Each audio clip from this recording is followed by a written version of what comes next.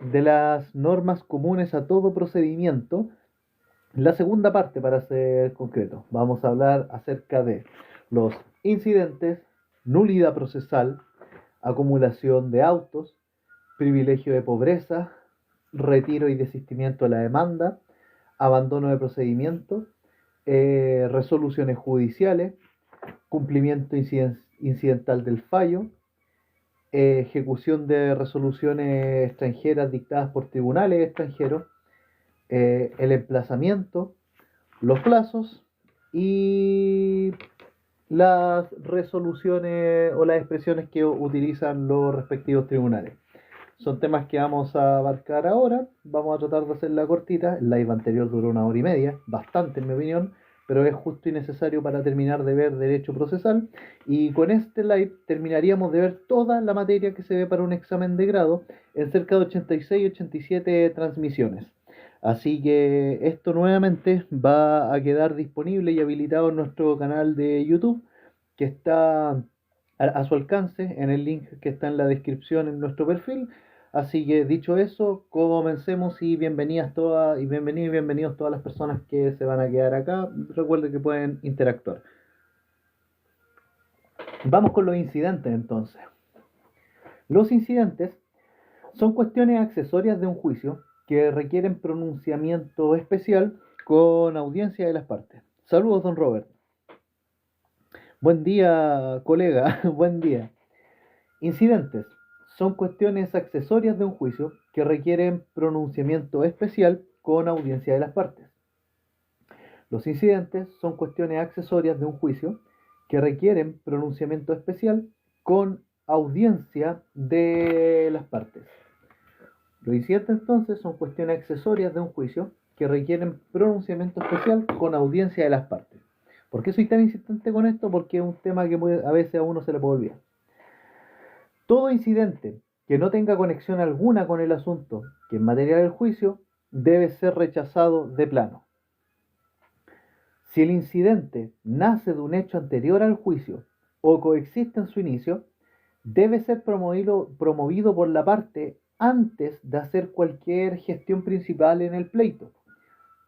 Si el incidente nace de un hecho anterior al juicio o coexiste con su inicio, este deberá ser promovido por la parte antes de hacer cualquier gestión principal en el pleito. Si lo promueve después, el incidente será rechazado de oficio por el tribunal, salvo que se trate de un vicio que anule el proceso o de una circunstancia esencial para la respectiva continuidad del juicio. Eh, entonces, si lo promueve después del incidente, este será rechazado de oficio por el tribunal, salvo que se trate de un vicio que anule todo el proceso o de una circunstancia esencial para la ritualidad y continuidad del juicio. Los incidentes se deben promover tan pronto como el hecho llegue a conocimiento de la respectiva parte. Si en el proceso consta que el hecho llegó a conocimiento de la parte y éste ha practicado una gestión posterior a dicho conocimiento, el incidente promovido será rechazado de plano, salvo que se trate de nulidad o de una circunstancia de carácter esencial. Si el incidente es de aquellos que, sin cuya previa resolución, no se puede seguir sustanciando la causa principal, se suspende el curso de la causa principal y el incidente se tramita en la misma pieza de autos. Si el incidente es de aquellos que, sin cuya resolución, no se puede seguir sustanciando la causa principal, se suspende el curso de la causa principal y el incidente se tramita en la misma pieza de autos. Por ejemplo, tenemos el incidente de abandono de procedimiento, el incidente de nulidad procesal o las excepciones dilatorias. Ojo con eso. Abandono de procedimiento, nulidad procesal o excepciones dilatorias. La parte que haya promovido y perdido dos o más incidentes en un mismo juicio no puede promover ningún otro sin que previamente deposite en la cuenta corriente del tribunal la cantidad que éste fije. La parte que haya promovido y perdido dos o más incidentes en un mismo juicio no puede promover ningún otro sin que previamente deposite en la cuenta corriente del tribunal la cantidad que éste fije. Este monto debe estar determinado en la resolución que deseche el segundo incidente y dicho monto rondará entre 1 y 10 UTM. Entre 1 y 10 UTM. Este monto se aplicará como multa a beneficio fiscal. Este monto va a beneficio fiscal. El incidente que se formule sin haberse hecho este depósito se tendrá por no interpuesto y se extinguirá el derecho a promover nuevamente dicho incidente. El incidente que se formule entonces sin haberse hecho este depósito se tendrá por no interpuesto y se extinguirá el derecho a promover nuevamente dicho incidente. En el caso de que las partes gocen de privilegio de pobreza y deban realizar el depósito anteriormente explicado, el juez podrá imponer personalmente al abogado o mandatario judicial la multa si estima que en la interposición del incidente ha existido mala fe o un claro interés en dilatar el proceso. Entonces, en el caso de que las partes gocen de privilegio de pobreza y deban realizar el depósito anteriormente explicado, el juez podrá imponer personalmente al abogado o mandatario judicial la multa si estima que en la interposición del incidente ha existido mala fe o un claro interés en dilatar el proceso. La resolución que fija el valor del depósito es inapelable. La resolución que fija el valor del depósito es inapelable. Todo incidente que requiera de depósito previo se deberá tramitar en cuadernos separados sin afectar el curso de la cuestión principal. Todo incidente que requiera de depósito previo se deberá tramitar en cuadernos separados sin afectar el curso de la cuestión principal. La tramitación de un incidente es la siguiente. Así es como se tramita un incidente, amigos míos.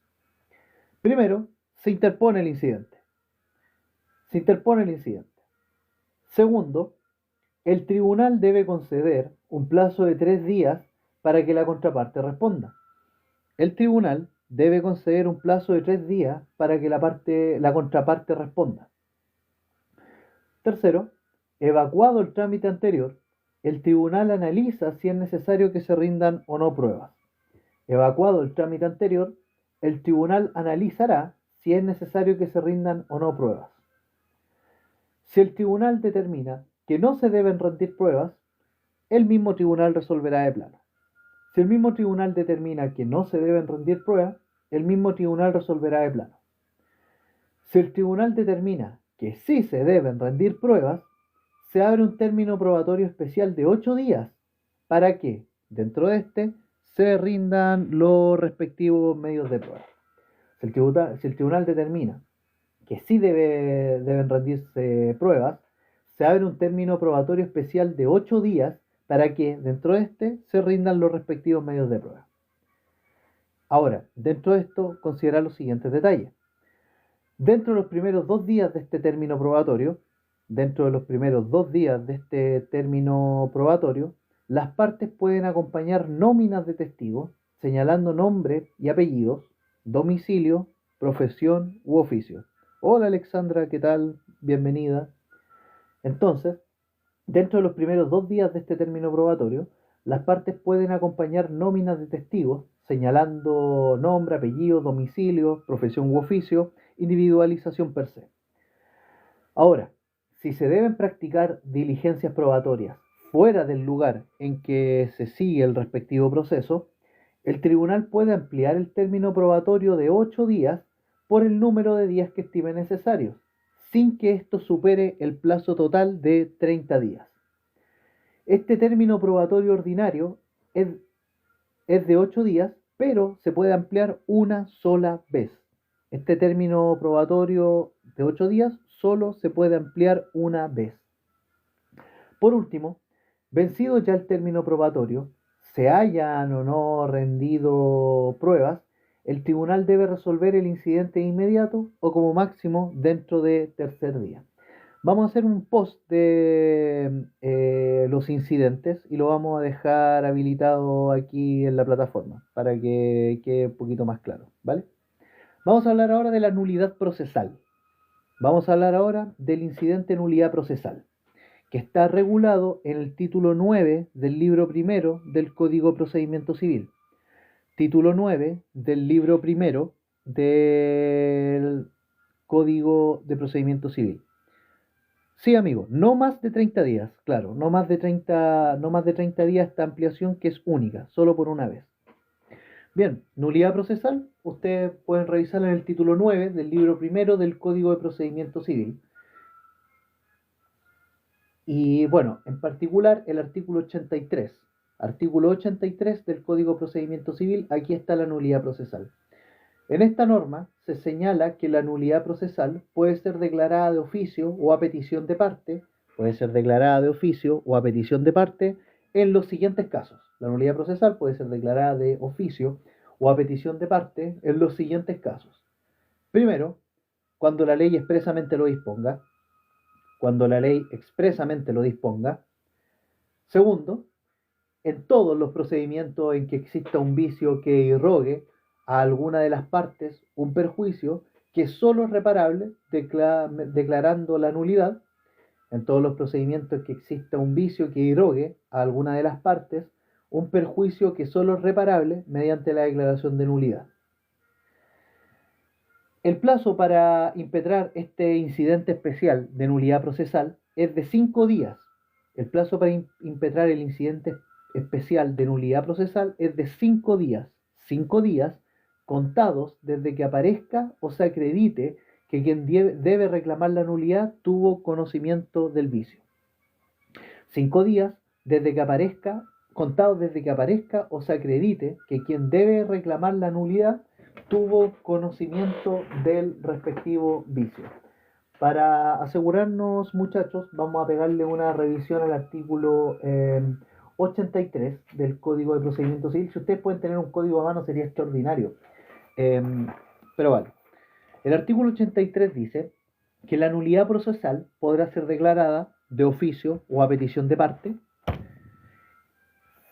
Podrá ser en los casos que la ley expresamente lo disponga y en todo aquello en que exista un vicio que irrogue a alguna de las partes un perjuicio que solo se puede reparar mediante la declaración de nulidad.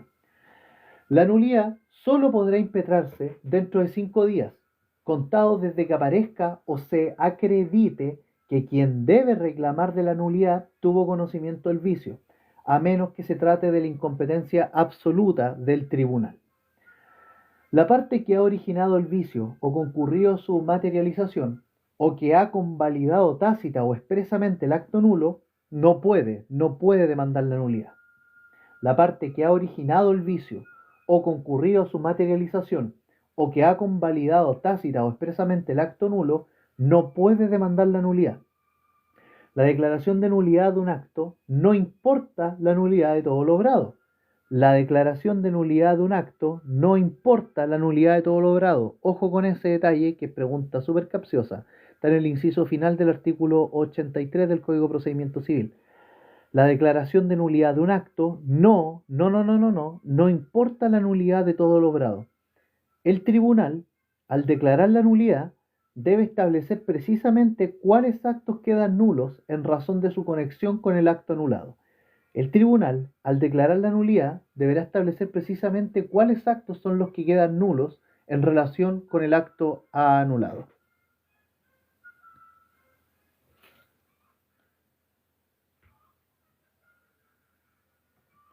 Bien, la parte que ha originado el vicio, entonces, que ha concurrido a su materialización o que ha convalidado tácitamente el acto nulo, no puede demandar la nulidad. La declaración de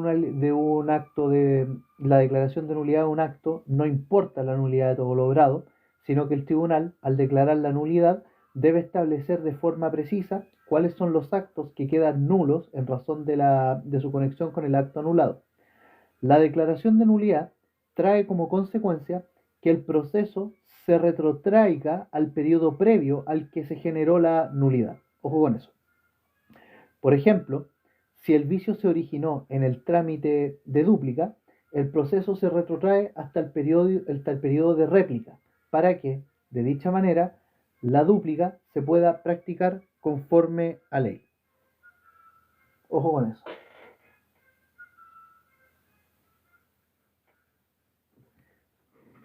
Incompetencia absoluta. Hola, acá es. ¿Qué ocurre con la incompetencia absoluta? No, pues, en ese caso el tribunal tiene que sustraerse de conocer el proceso, al menos respecto a lo que estábamos conversando. Vale. Dicho eso, sobre la nulidad procesal, vamos con la acumulación de autos. ¿Qué es la acumulación de autos? La acumulación de autos es un incidente especial consistente en unir o procedimientos a otros para que sean resueltos por una sola sentencia. En la acumulación de autos, bueno, es un incidente especial que consiste en unir unos procedimientos a otros para que sean resueltos por una sola sentencia definitiva. La acumulación de autos es un incidente especial que consiste en unir unos procedimientos a otros para que sean resueltos por la sola sentencia definitiva. ¿Cuándo tiene lugar la acumulación de autos? ¿Cuándo tiene lugar la acumulación de autos? Bueno, en las siguientes situaciones. Primero, cuando la acción o acciones entabladas en un juicio sean iguales a las que se hayan deducido en otro. Cuando la acción o acciones entabladas en un juicio sean iguales a las que se hayan deducido en otro. Segundo, cuando la acción o acciones entabladas en juicio emanen directamente de unos mismos hechos. Cuando la acción o acciones entabladas en juicio emanen directamente de unos mismos hechos. Cuando las personas y objetos o materias de los juicios sean idénticos, a pesar de que las acciones sean distintas. Cuando las personas y objetos o materia de los juicios sean idénticos, a pesar de que las acciones sean distintas. Cuarto, siempre que la sentencia que haya de pronunciarse en un juicio afecte a otro en virtud de la excepción de cosa juzgada. Siempre que la sentencia que haya de pronunciarse en un juicio afecte a otro en virtud de la excepción de cosa juzgada. Y quinto, cuando se está frente a un procedimiento concursal de liquidación. Para mayores detalles les sugiero revisar la ley 20.720. Bueno, pero esto ustedes lo van a revisar en derecho concursal cuando tengan que cursarlo. La acumulación de autos se decreta a petición de parte, que es la regla general, o de oficio. De oficio cuando los procesos se encuentran en un mismo tribunal. La acumulación de autos se decreta por regla general a petición de parte o de oficio cuando los procesos se encuentren en un mismo tribunal. La parte legitimada para solicitar la acumulación de autos será toda aquella que sea parte litigante en cualquiera de los procesos que se pretende acumular. La parte legitimada para solicitar la acumulación de autos será toda aquella parte litigante en cualquiera de los procesos que se pretende acumular. Para que proceda la acumulación, se requiere que los juicios se encuentren sometidos a un mismo procedimiento, y que se encuentren en instancias análogas. Para que proceda la acumulación, se requiere que los juicios se encuentren sometidos a un mismo procedimiento y que se encuentren en situaciones análogas. Si los juicios están pendientes ante tribunales de igual jerarquía, el proceso más moderno se acumula al más antiguo. Si los juicios están pendientes ante tribunales de igual jerarquía, el proceso más moderno se acumula al más antiguo. Si los juicios están pendientes ante tribunales de distinta jerarquía, el proceso que se esté tramitando en el tribunal de jerarquía más baja se acumulará a aquel que se esté tramitando ante un tribunal de jerarquía superior. Si los juicios están pendientes ante tribunales de distinta jerarquía, el proceso que se esté tramitando en el tribunal de jerarquía más baja se acumulará a aquel que se esté tramitando ante un tribunal de jerarquía superior. Hola Mari, ¿qué tal? Bien, cuando uno de los procesos acumulados esté más avanzado que los demás, este proceso avanzado se suspenderá hasta que todos los procesos acumulados lleguen al mismo estado procesal. Cuando uno de los procesos acumulados esté más avanzado que los demás, este proceso avanzado se suspenderá hasta que todos los procesos acumulados lleguen al mismo estado procesal. La acumulación de autos se puede pedir en cualquier estado del juicio con el plazo límite de antes que se dicte la sentencia de término. La acumulación de autos se puede pedir en cualquier estado del juicio con el plazo límite de antes de que se dicte la sentencia de término. Ahora, si se trata de un juicio ejecutivo, el plazo límite es antes de que se pague la obligación. Si se trata de un juicio ejecutivo, el plazo límite para acumular los autos es antes de que se pague la respectiva obligación. La tramitación del incidente de acumulación de autos es la siguiente. La tramitación del incidente de acumulación de autos es la siguiente. Primero, la parte interesada le solicita al tribunal que le corresponda de todos los procesos en solo uno que se proceda a la acumulación.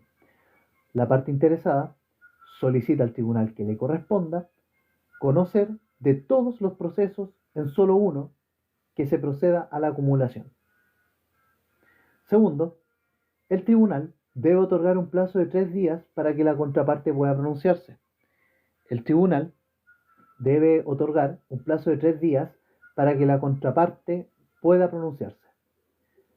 Y tercero, transcurrido este plazo de 3 días,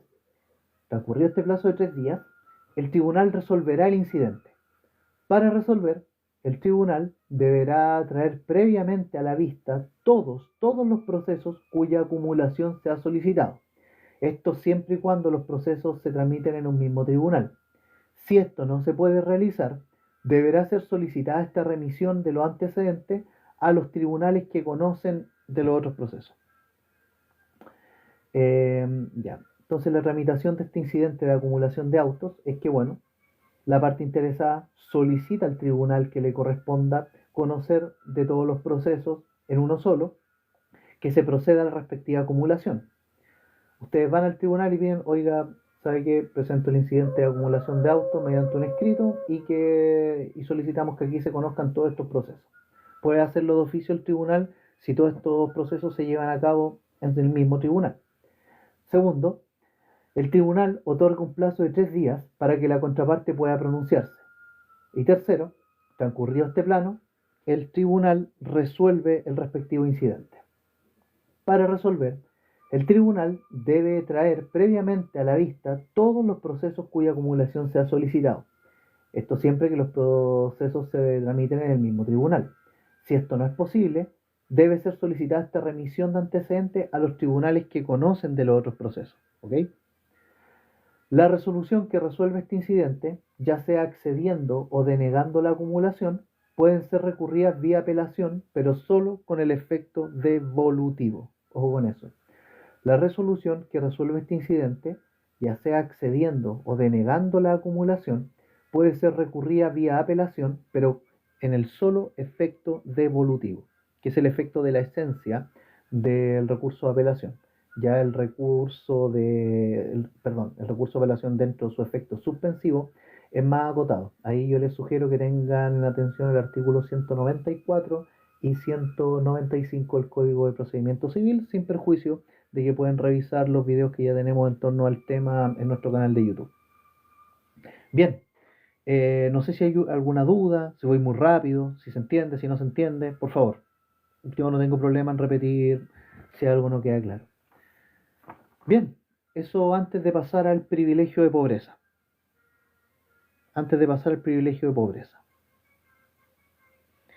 el privilegio de pobreza se entiende también como un incidente. Vale, don Robert.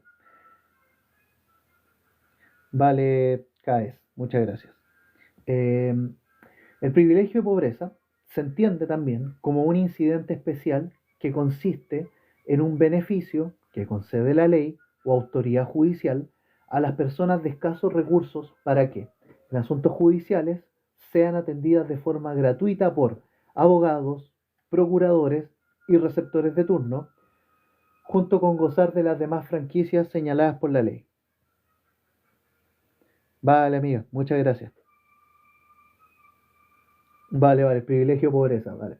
Pues el privilegio de pobreza es un incidente especial, el cual consiste en un beneficio que concede la ley o autoridad judicial a las personas de escasos recursos para que, en asuntos judiciales, sean atendidas de forma gratuita por abogados, procuradores y receptores de turno, junto con las demás franquicias que señala la ley.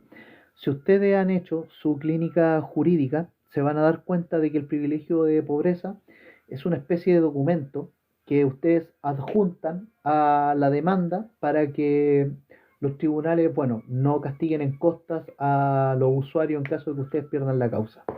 Eso es la explicación que nosotros nos dieron en nuestra inducción. Y que, ojo, es causal de echarse la clínica si uno no adjunta el privilegio de pobreza. Por lo menos en mi universidad. Es importante tener presente que el Código de Procedimiento Civil regula la forma en que se puede solicitar este incidente de privilegio de pobreza. Sin embargo, la regla general es que todas las personas que sean patrocinadas en juicio por la Corporación de Asistencia Judicial y clínicas jurídicas de universidades que impartan la carrera de Derecho gocen de este privilegio por el solo Ministerio de la Ley, conforme al artículo 600 del Código Orgánico de Tribunales. Conforme al artículo 600 del Código Orgánico de Tribunales, todas estas personas que gocen de representación de las clínicas jurídicas o la Corporación de Asistencia Judicial gozan de este privilegio de pobreza. Vamos a pegarle una leída al artículo 600. Las personas patrocinadas por las corporaciones de asistencia judicial o algunas de las entidades públicas o privadas destinadas a prestar asistencia jurídica y judicial gratuita gozarán por el solo Ministerio de la Ley de los beneficios establecidos en el artículo 591 y no regirán para ellas las consignaciones que las leyes exigen para interponer recursos ante autoridades judiciales o administrativas. En los asuntos y gestiones que patrocinen la entidad referida, los procuradores del número y receptores de turno y los demás funcionarios del orden judicial o administrativo prestarán sus servicios gratuitamente. Los abogados y procuradores de estas entidades y los abogados y procuradores del número de turno, cuando actúan en tal calidad, no serán responsables del pago de las costas y demás cargos pecuniarios a que sean condenados sus patrocinados. Las personas que gocen del privilegio de pobreza no serán condenadas al pago de costas. Las personas que gocen del privilegio de pobreza no serán condenadas al pago de costas. Artículo 600, inciso tercero.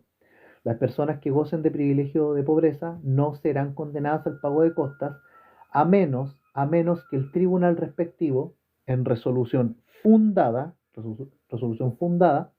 declare que han obrado como litigantes temerarios o maliciosos.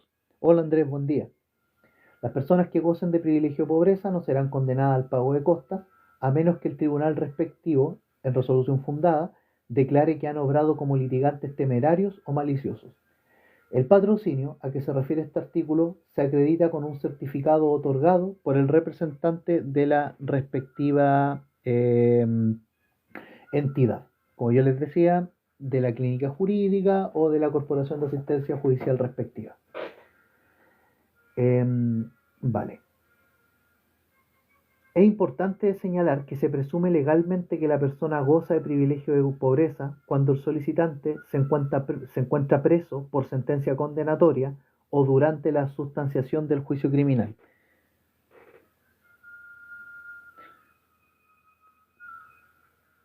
Bueno, policía local. Tiene que ver la resolución, amigo mío, la multa. Y ahí está la citación, pero por lo general las multas se pagan en policía local. Bien, entonces también es importante señalar que se presume legalmente que la persona goza de privilegio de pobreza cuando el solicitante se encuentra preso por sentencia condenatoria o durante la sustanciación del proceso criminal. El privilegio de pobreza se puede solicitar en cualquier estado del proceso, incluso antes de su inicio. Gracias por la rosita. El privilegio de pobreza se puede solicitar en cualquier estado del proceso, incluso antes de su inicio.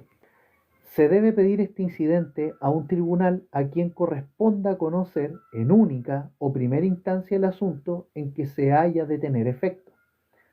El privilegio de pobreza, entonces, se puede solicitar en cualquier estado del proceso, incluso antes de su inicio, y se debe pedir este incidente a un tribunal a quien corresponda conocer en única o primera instancia el asunto en que se haya de tener efecto. Este incidente especial de privilegio o pobreza se tramita en cuaderno separado en el cual se deben expresar los motivos en que se funde la solicitud del privilegio. Este incidente especial se tramita en cuaderno separado en el cual se debe expresar los motivos en que se funde la solicitud de privilegio.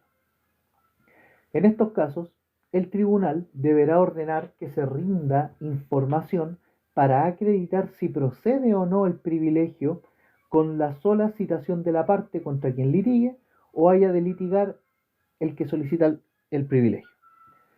En estos casos, el tribunal deberá ordenar que se rinda información para acreditar si procede o no el privilegio solo con la citación de la parte contra quien litigue o haya de litigar el que solicita el privilegio.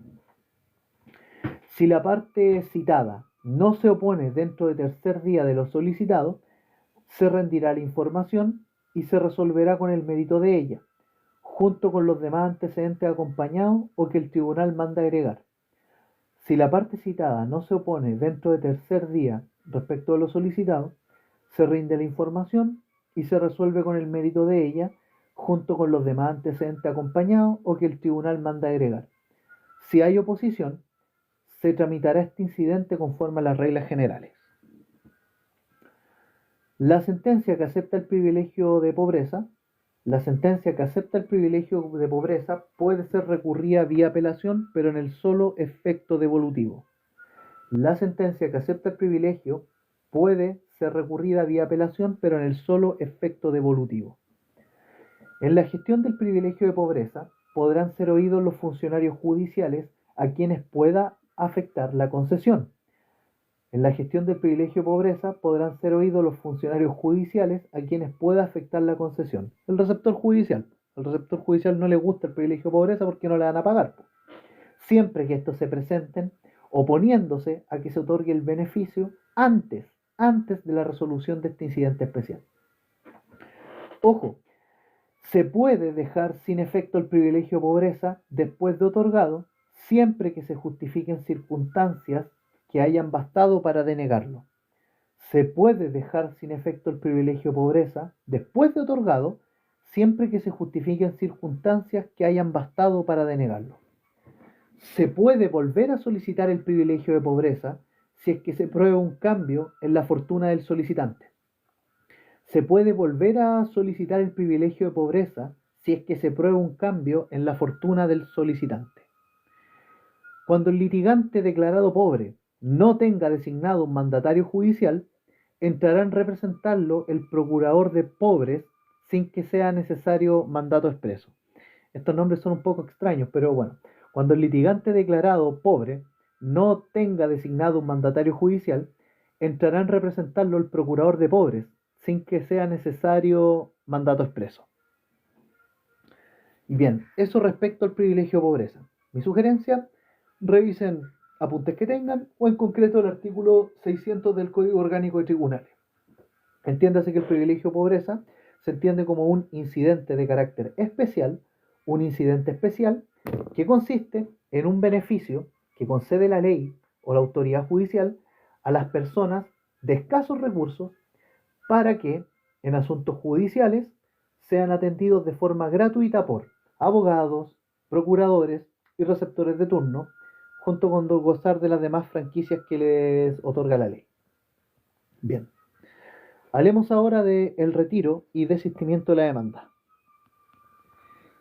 Sí, el registro social de hogares es cari. Por lo general las clínicas jurídicas piden el registro social de hogares y que acredite que usted pertenece al 40% más vulnerable. Ese es el criterio que por lo menos mi universidad aplica para filtrar personas y yo creo que básicamente todas las universidades lo hacen. Y la Corporación de Asistencia Judicial tengo entendido que también, no estoy seguro.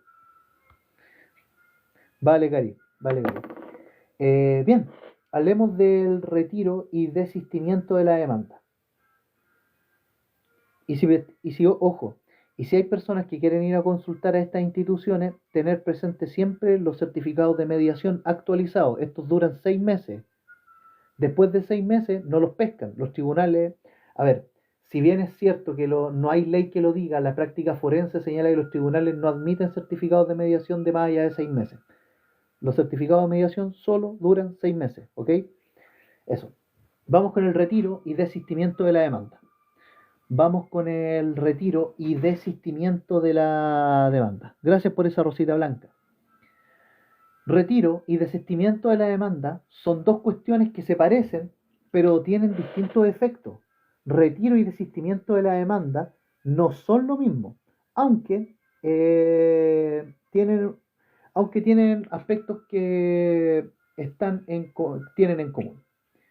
Miren, ambos pueden definirse, si podemos decir con una relación de género, como actos jurídicos procesales mediante los cuales el actor informa al tribunal que desean retirar la demanda entablada con el fin de no continuar su tramitación. La diferencia entre ambos radica en el momento en que se realiza el retiro o el desistimiento y los efectos que esto trae. Ojo con eso. Pero en principio, retiro y desistimiento es casi lo mismo, pero la diferencia radica en el momento en que se realizan y los efectos que éstas producen. ¿Ok? Bien. El retiro se puede realizar en el periodo que media entre que se presentó la demanda y la notificación al demandado de dicha demanda. El retiro se puede realizar en el periodo que media entre que se presentó la demanda y la notificación al demandado de dicha demanda. El retiro, en particular, se debe realizar antes de que el demandado sea notificado de la demanda. El retiro, en particular, se debe realizar antes de que el demandado sea notificado de la demanda. Ojo con eso. En estos casos, el actor presenta un escrito simple en el cual le informa al tribunal que procederá a retirar la demanda sin más trámite.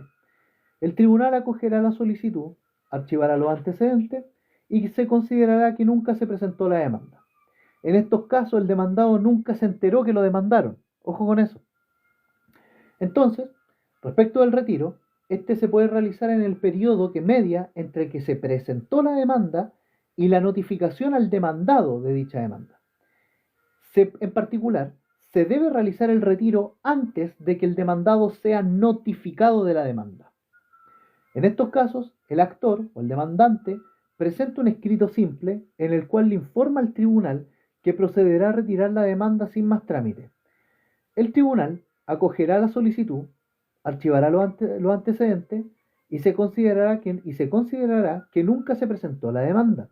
En estos casos, el demandado nunca se enteró que lo demandaron. Ahora, el desistimiento, por otro lado, ocurre desde que se notifica la demanda en adelante. El desistimiento tiene lugar desde que se notifica la demanda en adelante. Desistimiento tiene lugar desde que se notifica la demanda en adelante. En estos casos, el demandado ya tiene conocimiento del caso porque ya fue notificado. Ojo con eso. En estos casos, el desistimiento es solicitado por el actor y se le confiere traslado a la contraparte, quien puede denegarse al desistimiento o allanarse a él. Ojo con eso. En estos casos, el desistimiento es solicitado por el actor y se le confiere traslado a la contraparte, que puede negarse al desistimiento o allanarse al desistimiento. Si se allana al desistimiento, el tribunal accederá a este, lo que dará término al caso. Si la contraparte se allana al desistimiento, el tribunal accederá al desistimiento, lo que dará término al caso. Ahora, si la contraparte se opone al desistimiento, que podría pasar, si la contraparte se opone al desistimiento, se genera un incidente que se tramita bajo las reglas generales. El desistimiento trae como efecto que se extingan las acciones a que el desistimiento se refiere con relación a las partes litigantes y a todas las personas a quienes habría afectado la sentencia del juicio al cual se le pone fin. Ojo con eso. Es posible desistirse de la demanda reconvencional. Es posible desistirse de la demanda reconvencional si ustedes le preguntan. Ojo con eso. Es posible desistirse de la demanda reconvencional. En estos casos, se entenderá aceptado el desistimiento sin declaración expresa por el solo hecho de proponerse el desistimiento, salvo que el demandado reconvencional deduzca una oposición dentro de 3 días, caso en el cual el desistimiento se tramitará como incidente. Entonces, es posible desistirse de la demanda reconvencional. En estos casos, se entenderá aceptado el desistimiento sin declaración expresa por el solo hecho de oponerse al desistimiento, salvo que el demandado reconvencional deduzca una oposición dentro de 3 días, caso en el cual el desistimiento se tramitará como incidente. Bien, eso respecto al retiro y el desistimiento. Vamos a hablar ahora del abandono de procedimiento. Abandono de procedimiento. Bien, nos va quedando poco, chicos. La verdad es que las normas comunes a todo procedimiento es un tema bastante extenso. Es seguramente lo más tedioso de lo que es ¿cómo se llama este asunto? El derecho procesal orgánico. Así que muchas gracias por estar acá y aguantar mi particular voz. Sí, sí, sí, en YouTube tenemos explicación de los recursos, tenemos de las casaciones en el fondo y en la forma, recurso de apelación, un video completo, al recurso de hecho y a la orden de no innovar, en particular esos, y aparte un video dedicado a las resoluciones judiciales per se. Así que pueden revisarlos cuando quieran. Por un tema de economía procesal entenderán que no podemos explicarlo aquí. Mire, ahora, doña Cari, actualizamos el link, así que pueden ingresar, si ustedes lo pinchan en el perfil en la descripción del perfil. Ahora, el canal se llama, igual que este perfil, pues, se llama Justo y Debido Proceso. Se llama así, tiene 62, 63 suscriptores. Y bueno, no está el escudo nacional como logo, pero está mi cara, así que lo pueden encontrar al tiro. Em, pero de todas maneras pinchen el link que está en la descripción. Vale, vamos a hablar del abandono del procedimiento. Vamos a hablar del abandono del procedimiento. El abandono, muchas gracias por la rosita, Venus. El abandono del procedimiento es un incidente de previo y especial pronunciamiento que no tiene definición legal. El abandono de procedimiento es un incidente de previo y especial pronunciamiento que no tiene definición legal. Ojo con ese detalle.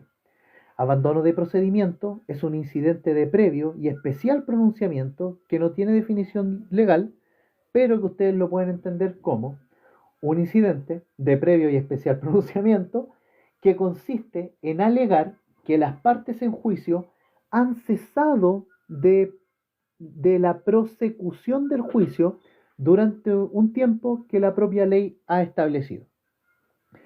El abandono de procedimiento es un incidente previo y de especial pronunciamiento consistente en alegar que las partes en juicio han cesado de perseguir el juicio o de la prosecución del juicio durante un tiempo que la propia ley ha establecido, que son 6 meses desde la última gestión útil. 6 meses desde la última gestión útil. Bajo las reglas del Código de Procedimiento Civil, se puede solicitar que se declare abandonado el procedimiento si es que las partes han cesado en su prosecución durante 6 meses, contado desde la fecha de la última resolución recaída en alguna gestión útil para dar curso progresivo a los autos. Sí, amigo, soy yo, pero gracias, me halaga con ese detalle. Estaba más joven ahí, tenía 23 años. Ya, pero bueno, bajo las reglas del Código de Procedimiento Civil, se puede solicitar que se declare abandonado el procedimiento si es que las partes han cesado su prosecución durante 6 meses, contados desde la fecha de la última resolución recaída en alguna gestión útil para dar curso progresivo a los autos. El abandono puede hacerse valer solo por el demandado en cualquier etapa del juicio, con el tope de que se haya dictado sentencia definitiva y esté ejecutoriada.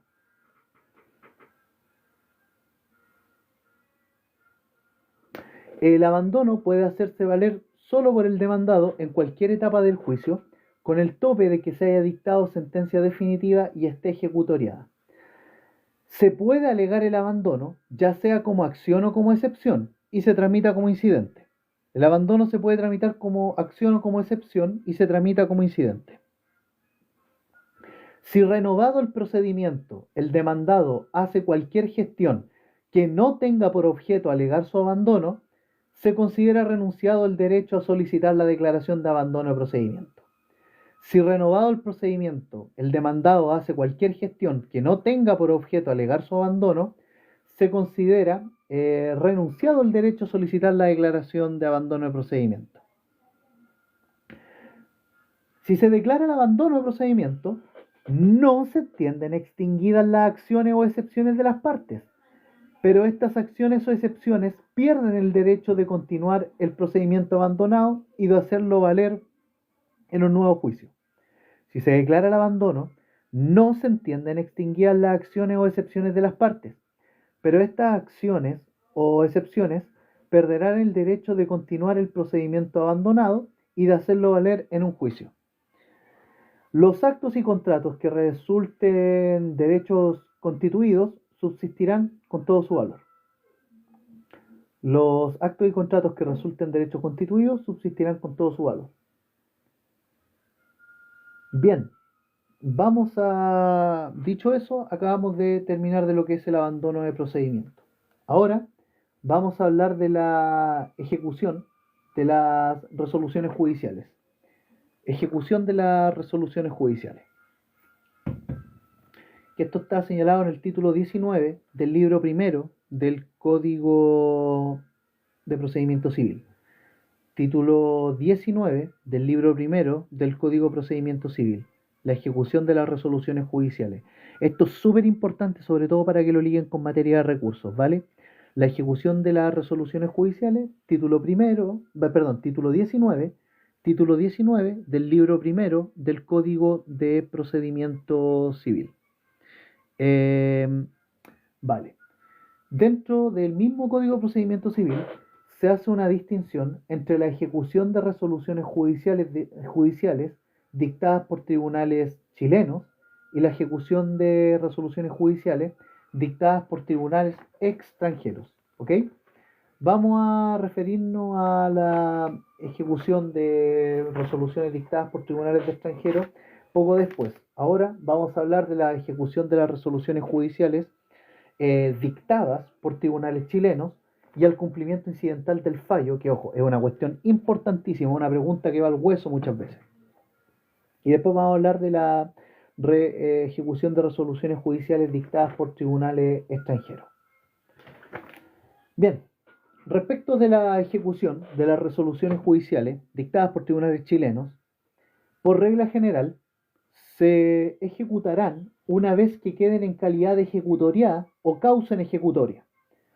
Las resoluciones judiciales, por regla general, se ejecutarán una vez que queden en calidad de ejecutoriadas o causa ejecutoria. La excepción a esta regla radica en los siguientes casos.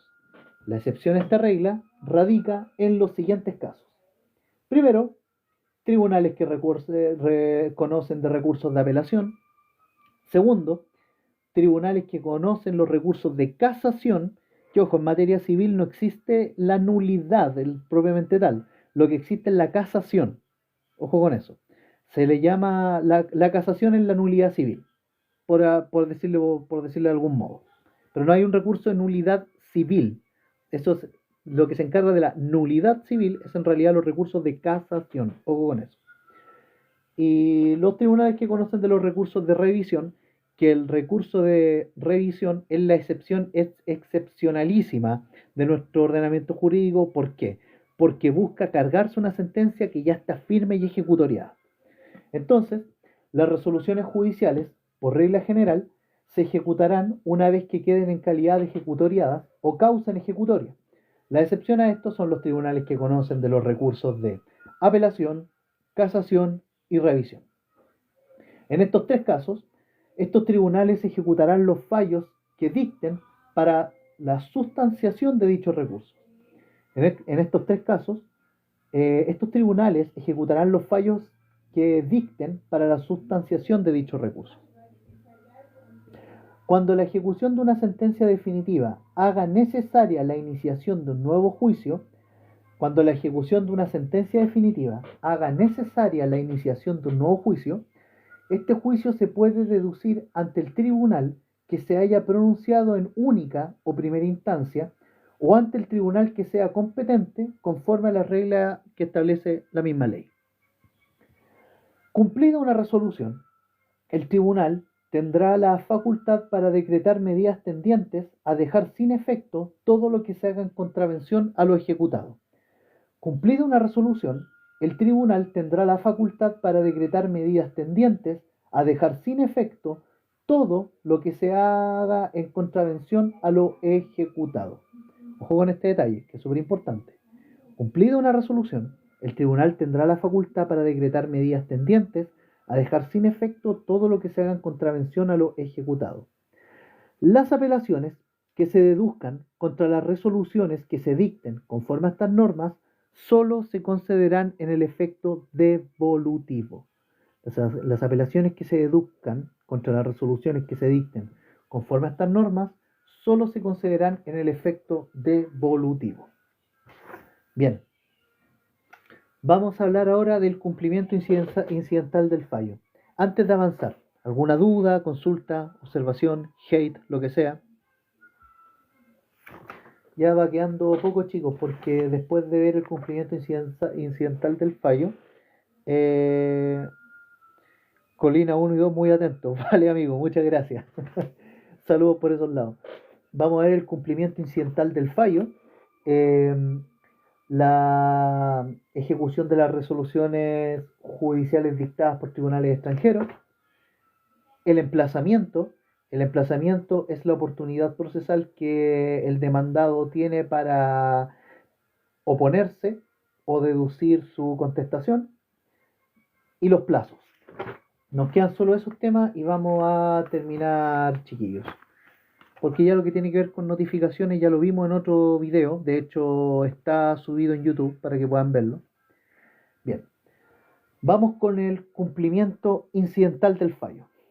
Vamos con el cumplimiento incidental del fallo. Cuando se solicita la ejecución de una sentencia ante el tribunal que la dictó, dentro del plazo de 1 año, contando desde que la ejecución se hizo exigible, se ordenará su cumplimiento con citación de la persona en contra quien se pide. Cumplimiento incidental del fallo, bueno, tiene lugar cuando se solicita la ejecución de una sentencia ante el tribunal que la dictó dentro del plazo de 1 año, constando desde que la ejecución se hizo exigible. Ojo con eso. Y se ordenará su cumplimiento con citación de la persona en contra quien se pide. Cumplimiento incidental del fallo, entonces, tiene lugar cuando se solicita la ejecución de una sentencia ante el tribunal que la dictó dentro del plazo de 1 año, contando desde que la ejecución se hizo exigible, y se ordenará su cumplimiento con citación de la persona en contra quien se pide. Esta resolución que ordena el cumplimiento se notificará por cédula al apoderado de la parte, y además el ministro de fe que practique esta notificación deberá enviar la carta certificada tanto al apoderado como a la parte. Entre paréntesis, cuando se le envía a la parte, se debe enviar la carta al domicilio fijado cuando se le notificó la demanda. Entonces, esta resolución de cumplimiento incidental del fallo, esta resolución que ordena el cumplimiento, se notificará por cédula al apoderado de la parte, y además el ministro de fe que practique esta notificación debe enviar la carta certificada tanto al apoderado como a la parte. Ojo con esto, porque esta resolución que ordena el cumplimiento se notificará por cédula al apoderado de la parte, y además el ministro de fe que practique esta notificación deberá enviar la carta certificada tanto al apoderado como a la parte. Si lo que se exige es el cumplimiento hacia un tercero, esta notificación deberá practicarse de forma personal. Si lo que se exige es el cumplimiento hacia un tercero, esta notificación deberá practicarse de forma personal. En el caso de sentencias que se ordenen prestaciones periódicas, el plazo de un año se comienza a contar desde que se hace exigible cada prestación o la última de las prestaciones que se cobren. En el caso de sentencias que se ordenen prestaciones periódicas, el plazo de un año se comienza a contar desde que se haga exigible cada prestación o la última de las prestaciones que se cobren. La parte vencida solo puede oponerse a este cumplimiento incidental del fallo oponiendo alguna de las siguientes excepciones. La parte vencida solo puede oponerse a este cumplimiento incidental del fallo oponiendo alguna de las siguientes excepciones, que son las siguientes. Primero, pago de la deuda, pago de la deuda, pago de la deuda. Segundo, remisión de la deuda, remisión de la deuda. Tercero, concesión de espera o prórroga de plazo, concesión de espera o prórroga de plazo, novación, compensación, transacción, que la sentencia haya perdido su carácter de ejecutoria o falta de oportunidad para la ejecución. Las excepciones que puede hacer valer una persona para oponerse al cumplimiento incidental del fallo son el pago de la deuda, la remisión de la deuda, la concesión de espera o prórroga de plazo, novación, compensación, transacción, que la sentencia pierda su carácter de ejecutoria y la falta de oportunidad procesal en su ejecución. Ojo, para que puedan ir coligándolo, el pago de la deuda, la remisión de la deuda, la novación y la compensación y la transacción, estas 5 son modos de extinguir las obligaciones, que están señalados en el artículo 1567 del Código Civil. Pero es que eso sería otra institución, amigo Manuel, pues. Esto ya es el cumplimiento incidental de un fallo, pues, a lo que usted seguramente se refiere a un título ejecutivo. Esos prescriben al cabo de 3 años, pero si es una acción cambiaria, prescriben 1, desde que se hace exigible. Y si el juez nota de que el título está prescrito, puede declararlo oficio. Y por lo tanto no se puede exigir, salvo que lo sigan por la vía ordinaria, pero ahí tienen un plazo de 2 años para continuar con dicho proceso.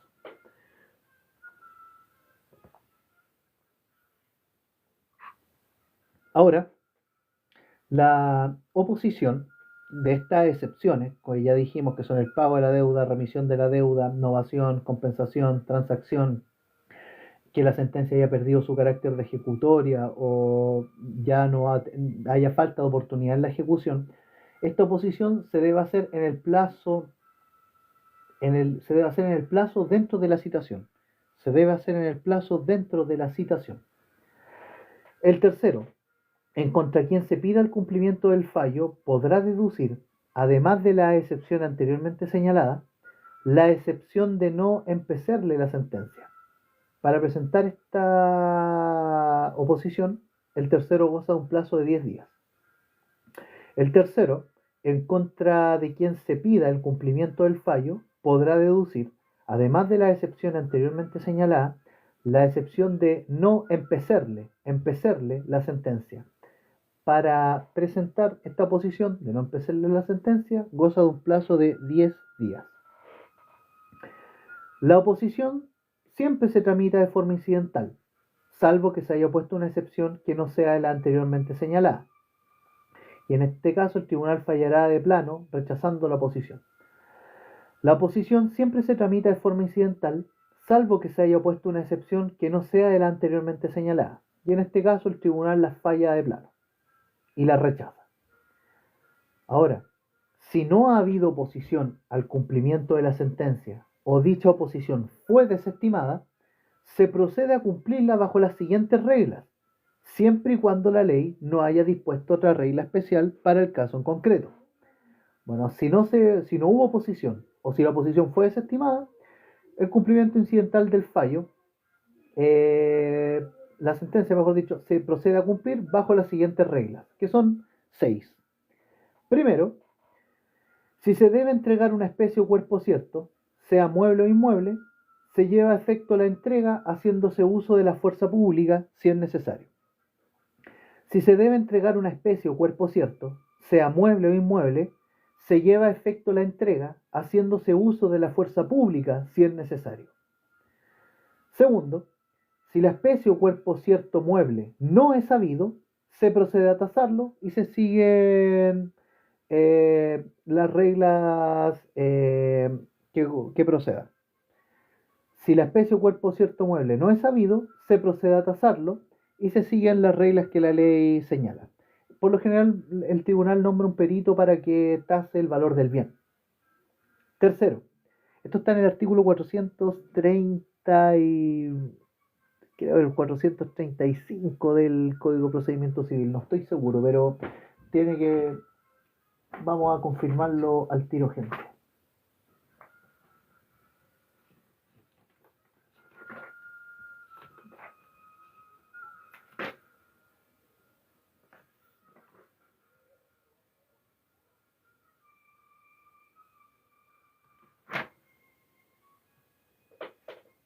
No está en el 435, pero está en el 438 para ser exacto. Toda esta regla. El 235. Ah, sí. No, es que lo estaba confundiendo con la ejecución que podía recaer sobre la especie o cuerpo cierto que se deba y que exista en poder del deudor, sobre el valor de la especie debida y que no exista en poder del deudor, haciéndose su avalúo por un perito que nombrará el tribunal, y sobre cantidad líquida de dinero o de un género determinado, cuyo avalúo puede hacerse en la forma que establece el número anterior. Eso dice el 438 y el 235, que aquí bien me señala Alexandra, señala de que, claro, respecto al cumplimiento incidental del fallo, si no ha habido oposición al cumplimiento de la sentencia solicitado conforme al 233, o esta fue desestimada por sentencia primera o segunda instancia, se procede a cumplirla, siempre que la ley no haya dispuesto otra forma especial, de acuerdo con las siguientes reglas. Primero, si la sentencia ordena entregar una especie o cuerpo cierto, sea mueble o inmueble, se llevará a efecto la entrega haciéndose uso de la fuerza pública. Si la especie o cuerpo cierto mueble no es sabido, se procede a tasarlo y se observan las reglas del número siguiente, el número 3. Si la sentencia manda pagar una suma de dinero, se ordenará, sin más trámite, hacer el pago al acreedor con los fondos retenidos, hecha la liquidación del crédito y de las costas causadas, o se dispondrá previamente la realización de los bienes que estén garantizando el resultado de la acción. Bien, estas son las reglas que se siguen para hacer cumplir el cumplimiento incidental del fallo, valga la redundancia. Que si la sentencia obliga a pagar una cantidad de género determinado, se procederá conforme a las reglas del punto 3, que es que si la sentencia manda a pagar una suma de dinero, se ordenará hacer el pago con fondos retenidos luego de hecha la liquidación del crédito, junto con las costas, o se dispondrá previamente la realización de los bienes que estén garantizando el resultado de la acción. Si no hay bienes que aseguren el resultado, se procederá a embargar y a enajenar bienes suficientes sin necesidad de requerimiento, y este embargo se notifica por cédula. Otra regla complementaria a esto es que, si la sentencia ordena la ejecución o destrucción de una obra material, la subinscripción de un instrumento o constitución de un derecho real u obligación, se procede de acuerdo con el procedimiento de apremio de las obligaciones de hacer, además de hacerse uso de la regla 3. Otra regla que se sigue es, si la sentencia ha condenado a la devolución de frutos o indemnización de perjuicios y se ha reservado al demandante el derecho de discutir esta cuestión en la ejecución del fallo, el actor deberá formular la demanda en el mismo escrito en que pida el cumplimiento del fallo, y esta demanda se tramita como incidente. Entonces, bueno, respecto a las reglas del cumplimiento incidental del fallo, casi todas se remiten al punto 3 o al número 3 del artículo 235 del Código de Procedimiento Civil, que es que en caso que si se manda a pagar una suma de dinero, se ordenará hacer el pago con fondos retenidos luego de hecha la liquidación del crédito, junto con las costas, o se dispondrá previamente la realización de los bienes que estén garantizando el resultado de la acción. Si no hay bienes que garanticen el resultado, se procede a embargar y a enajenar bienes suficientes sin necesidad de requerimiento, y este embargo se notifica por cédula. Las sentencias que ordenen prestaciones de dar o hacer o no hacer y cuyo cumplimiento se solicite después de vencido el plazo de un año, se sujetarán a los trámites del juicio ejecutivo. Las sentencias que ordenen prestaciones de dar, hacer o no hacer y cuyo cumplimiento se solicite después de vencido el plazo de un año, se sujetarán a los trámites del juicio ejecutivo. Si se trata de pedir el cumplimiento forzoso, de una sentencia no comprendida en los casos anteriores, el juez podrá dictar toda medida conducente a hacer cumplimiento lo ordenado, pudiendo incluso sancionar con multas de una UTM o arresto hasta por 2 meses sin perjuicio de repetir el apremio. Ojo con eso. Si se trata de pedir el cumplimiento forzoso de una sentencia no comprendida en los casos anteriores, el juez podrá dictar toda medida conducente a hacer cumplimiento lo ordenado, pudiendo incluso sancionar con multas de una UTM o arresto hasta por 2 meses sin perjuicio de repetir el respectivo apremio. Bien, vale chicos, vamos a hablar ahora de la ejecución de resoluciones dictadas por tribunales extranjeros. Nuevamente le agradezco a Alexandra la corrección que me hizo, a eso es lo que me refiero, porque yo también puedo equivocarme, pues, así que gracias por estar atenta, Alexandra. Bien, vamos a hablar ahora de la ejecución de resoluciones judiciales dictadas por tribunales extranjeros. La forma de ejecutar resoluciones judiciales dictadas por tribunales extranjeros se lleva a cabo mediante un trámite que nosotros denominamos exequatur. La regla general es que las resoluciones pronunciadas en un país extranjero tienen en Chile la fuerza que le conceden los tratados internacionales, y para su ejecución se siguen los establecimientos que la ley chilena, se siguen los lineamientos que la ley chilena establezca, siempre que esto no modifique lo que señalan los tratados internacionales. Ahora, si no existen tratados internacionales entre Chile y el país extranjero, se les dará a estas resoluciones la misma fuerza que se le da a los fallos pronunciados en Chile. Piensen en el caso de un tribunal afgano y un tribunal chileno. El único caso en que Chile no le da fuerza a las resoluciones judiciales extranjeras ocurre cuando el país que dictó la resolución no le da cumplimiento a los fallos dictados en Chile.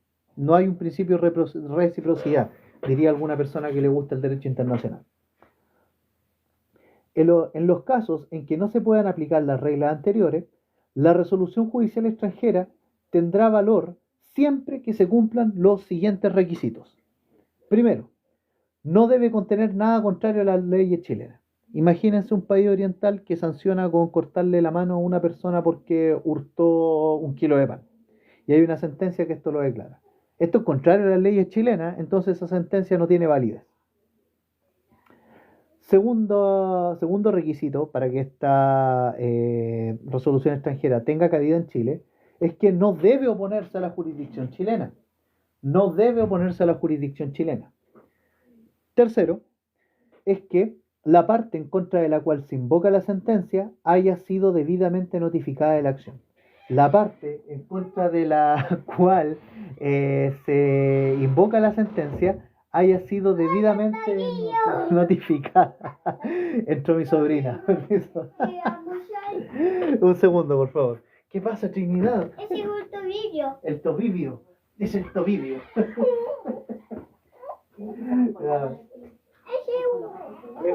Es un gato, es un gato.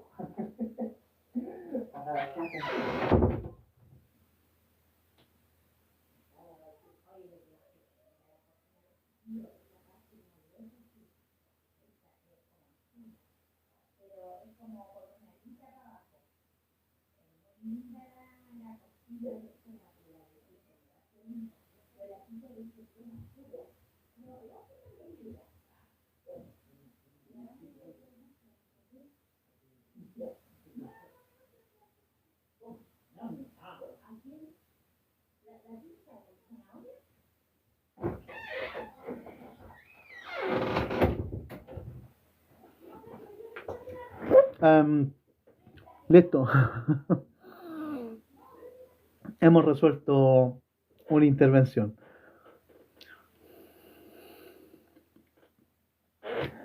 Así, lo que estamos hablando es sobre la ejecución de las resoluciones judiciales dictadas por tribunales extranjeros, que para que se puedan cumplir en Chile, los requisitos es que no deben tener nada contrario a nuestras leyes. Exequatur, voy a escribirlo en todo caso. No debe ponerse a la jurisdicción chilena. La parte en contra de la cual se invoca la sentencia debe haber sido debidamente notificada. Y que la resolución esté ejecutoriada conforme a las leyes del país que dictó la resolución.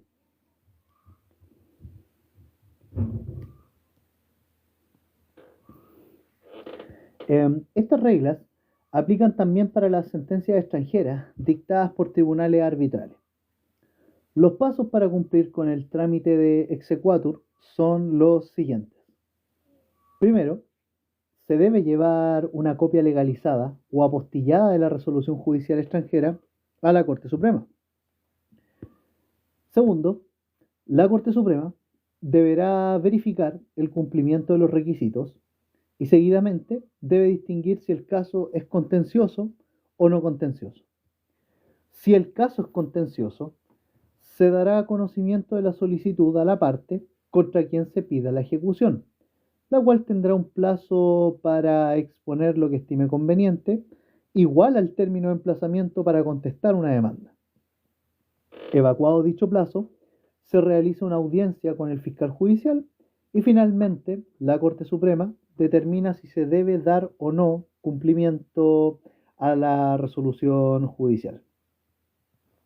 Ahora, si el caso es no contencioso, la Corte Suprema resolverá con solo con audiencia del fiscal judicial.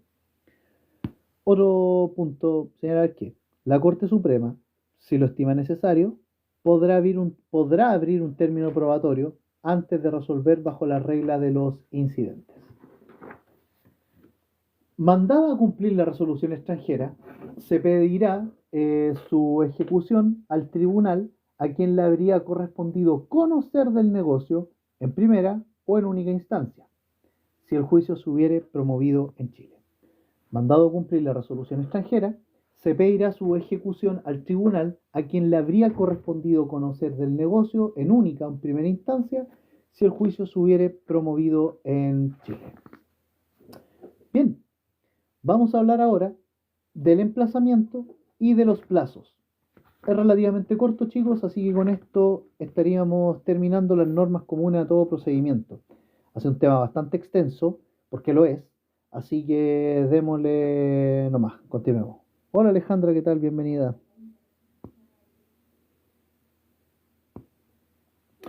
Vamos con el emplazamiento. Como habíamos dicho, es la oportunidad procesal que tiene el demandado para defenderse. El emplazamiento es la oportunidad procesal que tiene el demandado para defenderse. Eso. El emplazamiento es un trámite esencial, por lo que su omisión da lugar al recurso de casación en la forma. El emplazamiento es un trámite esencial, por lo que su omisión da lugar al recurso de casación en la forma. El emplazamiento se da en dos oportunidades, que es en primera instancia o en segunda instancia. En primera instancia, el emplazamiento está compuesto por dos elementos. En primera instancia, el emplazamiento está compuesto por dos elementos, que son, primero, la notificación válida de la demanda y el transcurso del tiempo. Notificación válida de la demanda y transcurso del tiempo. Entonces, en primera instancia, el emplazamiento está compuesto por dos elementos, que son la notificación válida de la demanda y el transcurso del tiempo. La notificación válida de la demanda, aquí la notificación será válida cuando se cumplan los requisitos de la propia notificación. Cuando se cumplan los requisitos de la propia notificación. Y en cuanto al transcurso del tiempo, es lo que se denomina el término de emplazamiento. El transcurso del tiempo es lo que se denomina término de emplazamiento. Si falta uno de estos requisitos o elementos, no habrá emplazamiento. Si falta uno de estos elementos, no habrá emplazamiento, lo que dará pie a nuevos recursos, lo que dará pie a recursos y o solicitudes de declarar nulo lo obrado posterior al emplazamiento. Si falta la notificación válida de la demanda o el transcurso del tiempo, no habrá emplazamiento, lo que dará pie a recursos y o solicitudes de declarar nulo lo obrado con posterioridad al emplazamiento. Ahora, en segunda instancia, también hay dos elementos a considerar, que son la notificación válida de la resolución que concede el recurso de apelación en primera instancia, notificación válida de la resolución que concede el recurso de apelación en primera instancia, y el transcurso del plazo que la ley establece para comparecer ante el tribunal de segunda instancia. El transcurso del plazo que la ley establece para comparecer ante el tribunal de segunda instancia. Entonces, en segunda instancia, el emplazamiento se compone de dos elementos, que son, primero, la notificación válida de la resolución que concede el recurso de apelación en primera instancia, y esta notificación se realiza por el Estado diario. La notificación válida de la resolución que concede el recurso de apelación en primera instancia, esta se realiza por el Estado diario, y el transcurso del tiempo que la ley establece para comparecer ante el tribunal de segunda instancia. El transcurso del plazo que la ley establece para comparecer ante el tribunal de segunda instancia. Ok. El término de emplazamiento es un plazo que varía según el procedimiento. El término de emplazamiento es un plazo que varía según el procedimiento. En el procedimiento ordinario de mayor cuantía se debe distinguir dónde se realizó la notificación. En el procedimiento ordinario de mayor cuantía se debe distinguir dónde se realizó la notificación. Si la notificación se realizó en el mismo territorio jurisdiccional del tribunal, el término de emplazamiento es de 18 días. Si la notificación se realizó en el mismo territorio jurisdiccional del tribunal, el término de emplazamiento es de 18 días. Ahora, si la notificación se realizó en un territorio jurisdiccional distinto del tribunal o en el extranjero, el término de emplazamiento es de 18 días más tabla. Si la notificación se realizó en un distinto territorio jurisdiccional, el término de emplazamiento es de 18 días más tabla. Hablemos ahora de la tabla de emplazamiento. Hablemos ahora de la tabla de emplazamiento. La Corte Suprema, cada 5 años, realiza una tabla de emplazamiento. La Corte Suprema, cada 5 años, realiza una tabla de emplazamiento, la cual permite aumentar el plazo del término de emplazamiento ordinario en casos en que la notificación se realice en un territorio distinto al territorio jurisdiccional del tribunal que conoce el asunto. La Corte Suprema cada 5 años realiza una tabla de emplazamiento que permite aumentar el plazo del término de emplazamiento ordinario en casos que la notificación se realice en un territorio distinto al territorio jurisdiccional del tribunal. La Corte Suprema considera como parámetros para elaborar una tabla de emplazamiento lo siguiente. La Corte Suprema considera como parámetros para elaborar la tabla de emplazamiento lo siguiente, que son, primero, la distancia que existe entre los territorios jurisdiccionales, la distancia que existe entre los territorios jurisdiccionales y la posibilidad de comunicación entre los territorios jurisdiccionales y la posibilidad de comunicación entre los territorios jurisdiccionales. Entonces, los criterios que la Corte considera para armar una tabla de emplazamiento son que la Corte considera como parámetros para elaborar la tabla de emplazamiento la distancia que existe entre los territorios jurisdiccionales y la posibilidad de comunicación entre los territorios jurisdiccionales.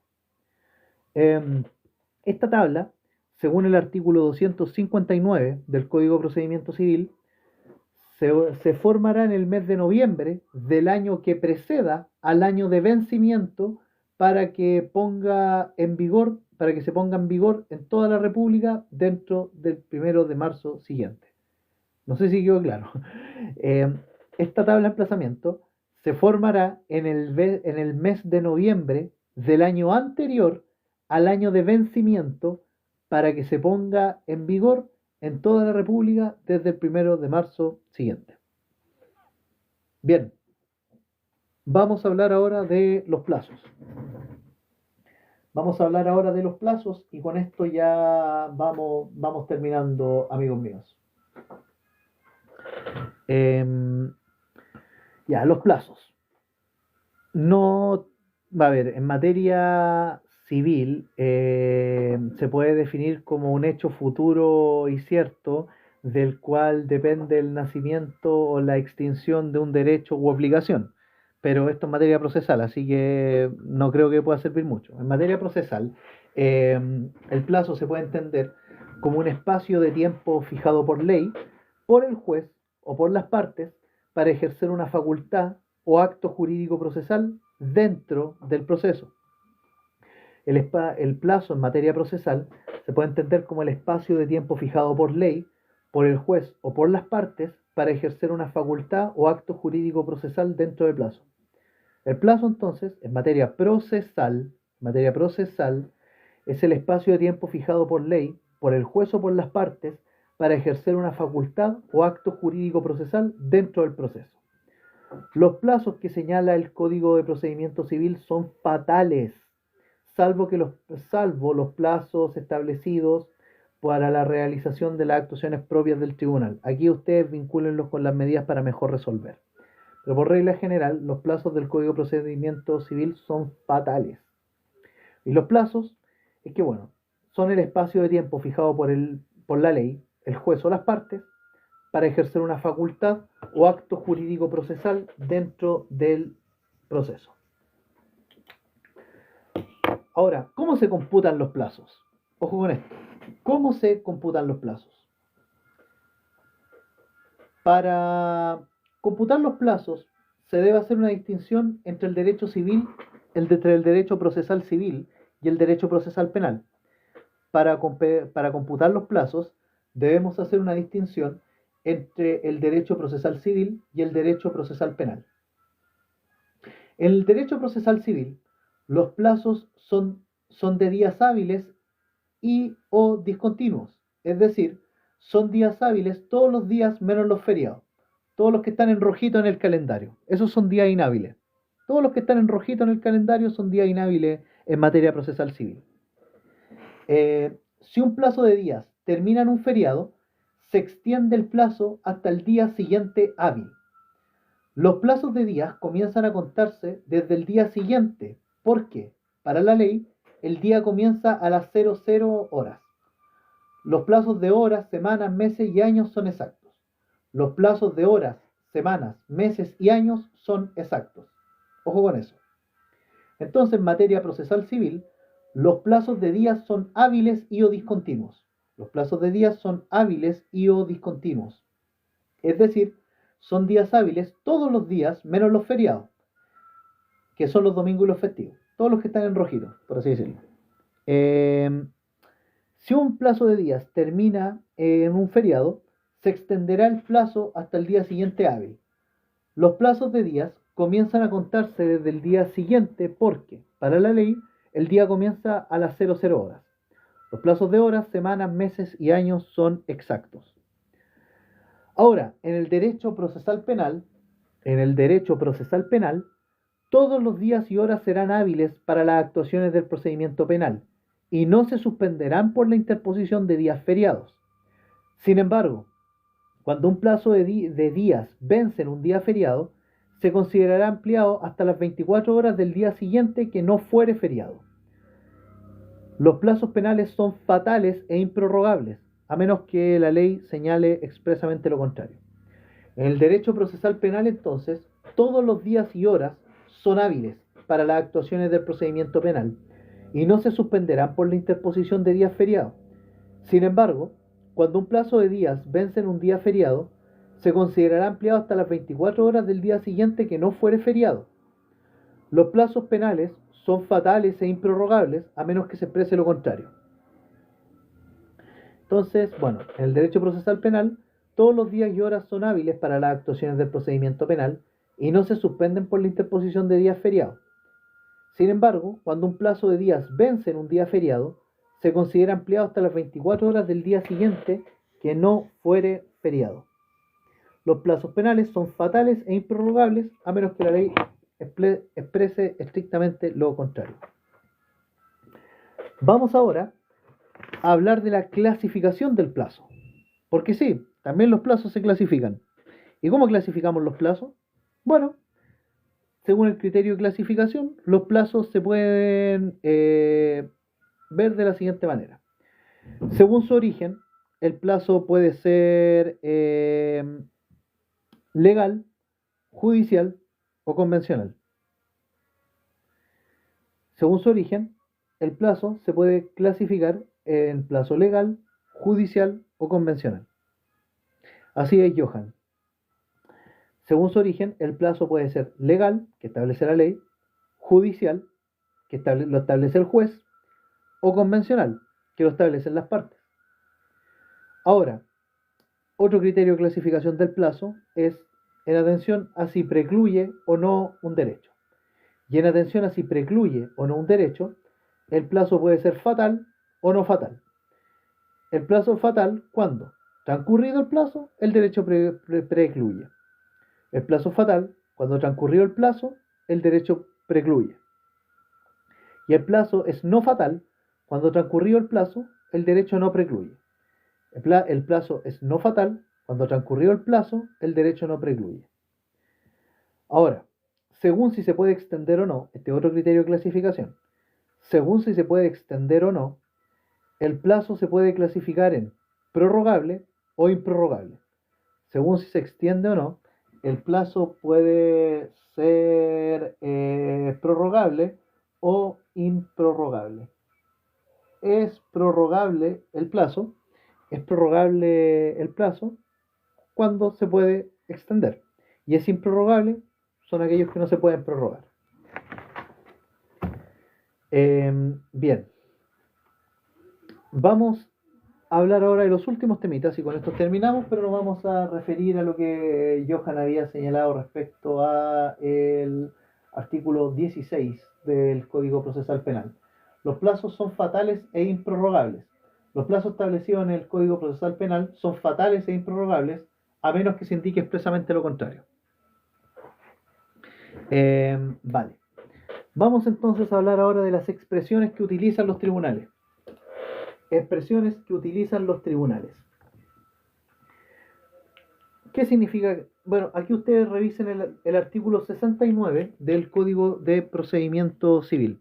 Artículo 69 del Código de Procedimiento Civil. Vale.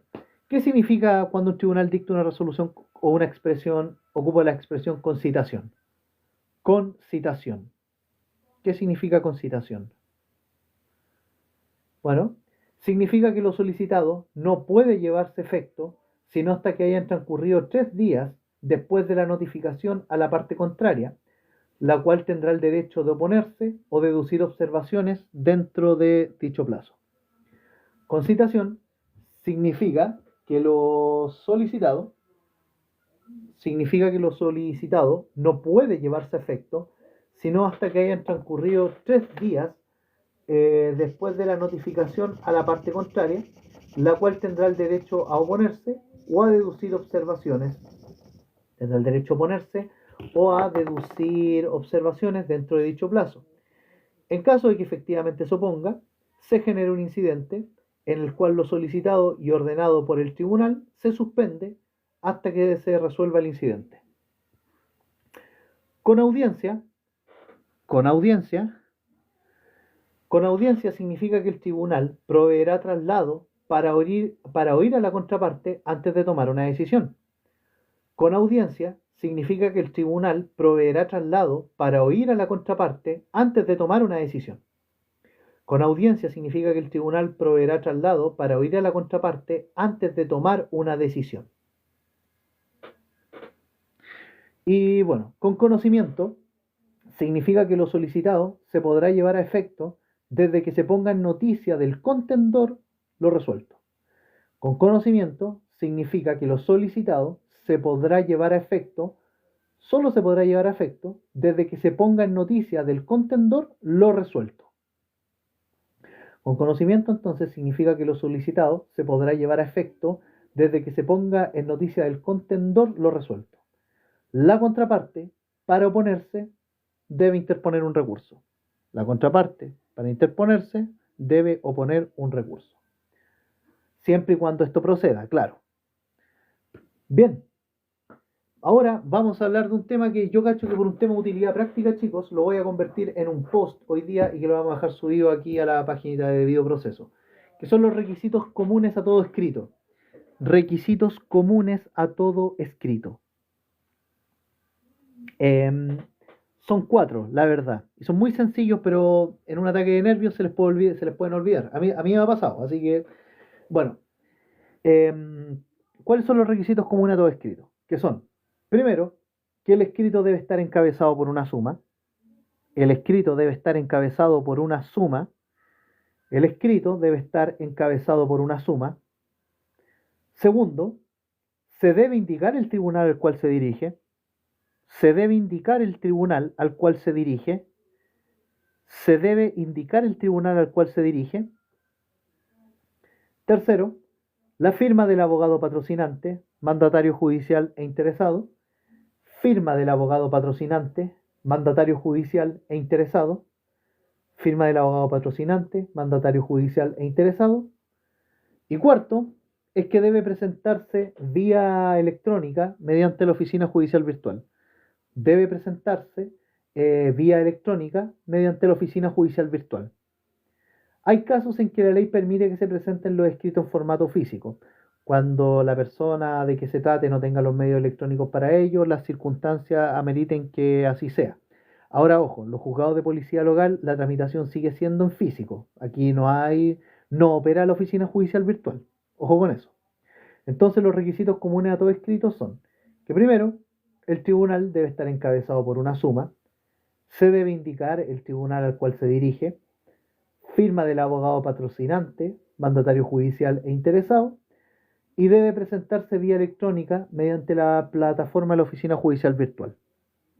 Hay casos en que la ley permite que se presenten los escritos en formato físico, cuando la persona que se trate no tenga los medios tecnológicos para presentarlo digitalmente, o cuando las circunstancias del caso lo ameriten. Son causales bastante genéricas. Y eso, gente. Bien, miren. Hola, Madi, ¿qué tal?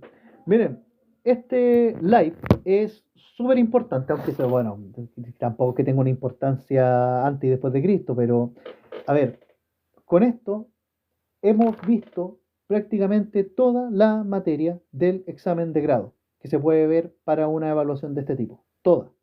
Y todos los lives, todas estas transmisiones, no me da la perso para decirle clase, básicamente, estarán subidas en YouTube. Todo, chicos. Todo, todo, todo, todo. Todos los ramos, todos los civiles y todos los procesales. Esta cuestión se va a descargar, se va a subir a YouTube y va a quedar ahí, pues, para que les pueda servir, bueno, tanto a ustedes, a mí me va a servir bastante también. Así que eso. ¿Qué tal, Madi? Eso sería. Muchas gracias por confiar en este proyectito. La verdad es que tener personas, 14 personas conectadas, en su momento veintitantas, por un tema que no es muy entretenido, la verdad. Yo de verdad es súper, por así decirlo, gratificante saber que uno no le está hablando a la nada. Así que agradecido, de verdad. Vamos a subir un contenido ligado. Vamos a hacer un post ahora de los requisitos comunes a todo escrito para que quede habilitado. Y al gatito también, muchas gracias. Em, al cumplimiento incidental del fallo y a la acumulación de autos. Creo que sería súper importante hacerle un post a ello. Así que eso, gente, muchas gracias. Quizá haga una transmisión sobre mi cédula, que tiene que ver con concursos penales, pero eso está en veremos. Así que Rocío, Alexandra, Madi, muchas gracias por todo y nos estamos viendo más temprano que tarde, ojalá. Saludos.